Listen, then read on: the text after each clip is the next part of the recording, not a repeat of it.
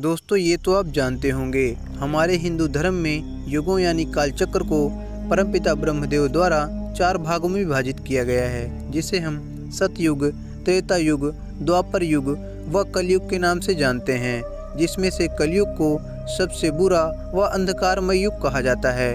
परंतु दोस्तों, क्या आप जानते हैं, भगवान श्री कृष्ण ने महाभारत काल में ही कलयुग के बारे में बता दिया था कि आखिर कलयुग कैसा होगा, उसके लोग कैसे होंगे और उनका एक दूसरे के प्रति व्यवहार कैसा रहेगा। इन्हीं में से आज हम श्री कृष्ण जी के द्वारा बताई गई कलयुग के बारे में 5 सबसे बुरी बातों के बारे में जानेंगे, जो आज बिल्कुल सत्य साबित हो रही हैं। महाभारत काल में एक बार 5 पांडवों को आगे आने वाले युग कलयुग के बारे में जानने की इच्छा हुई, तो वो श्री कृष्ण के पास कलयुग के बारे में जानने के लिए पहुँचे और पूछा कि प्रभु, कलयुग का मानव कैसा होगा, उसकी बुद्धि विचार कैसे होंगे और मोक्ष प्राप्ति कैसे होगी। ये सुन प्रभु श्री कृष्ण ने पांडवों को वन में जाने के लिए बोला और कहा कि तुम जो भी वहाँ देखना वो सब विस्तार से मुझे बताना। 5 पांडव वन में जाकर वापस आए। तब भगवान कृष्ण ने उनसे जो वन में देखा बताने के लिए कहा। सर्वप्रथम युधिष्ठिर, जो पांडवों के सबसे बड़े भाई हैं, उन्होंने बताया, प्रभु, मैंने 2 सूंड वाले हाथी को देखा और प्रभु से इस आश्चर्यजनक दृश्य की सच्चाई के बारे में पूछा। तब भगवान कृष्ण ने बताया कि कलयुग में ऐसे ही मनुष्य शासन करेंगे, जो 2 मुँहे होंगे, जो बोलेंगे कुछ और करेंगे कुछ और।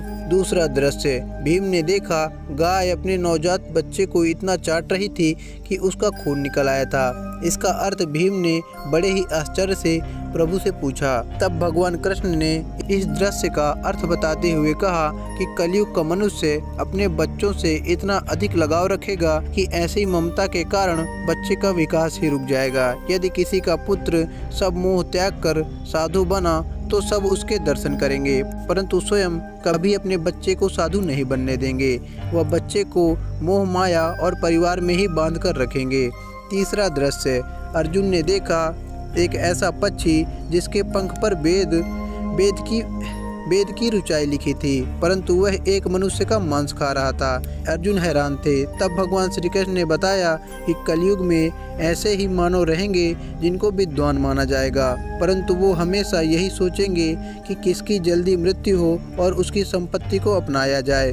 व्यक्ति कितना भी बड़ा होगा, परंतु दूसरे की संपत्ति पर नजर रखेंगे। वह दूसरे का धन छीनने के लिए हमेशा आतुर रहेंगे।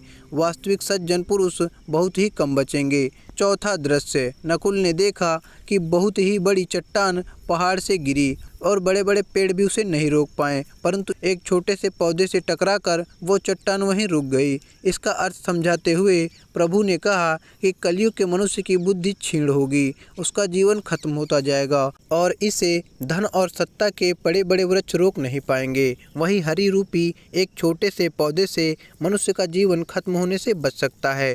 5वां दृश्य, सहदेव ने अनेकों कुएं देखे, जिनमें से बीच का कुआं खाली था, जो कि सबसे गहरा था। भगवान श्री कृष्ण ने इसका अर्थ बताते हुए कहा, कलयुग में धनी व्यक्ति अपने शौक के लिए बहुत ही धन खर्च करेंगे, पर किसी भूखे व जरूरतमंद को नहीं देंगे। इंद्रियों की पूर्ति हेतु शराब, मांस इत्यादि बुरे कार्यों में धन खर्च करेंगे। जो लोग ऐसे कृत्यों से दूर रहेंगे, वह हरि नाम जपेंगे, पूजा पाठ इत्यादि अच्छे कर्म करेंगे, उन पर कलयुग का प्रभाव नहीं पड़ेगा। तो दोस्तों, वीडियो कैसा लगा कमेंट में अवश्य बताएं व कमेंट बॉक्स में जय श्री कृष्ण कमेंट करना ना भूलें। धन्यवाद।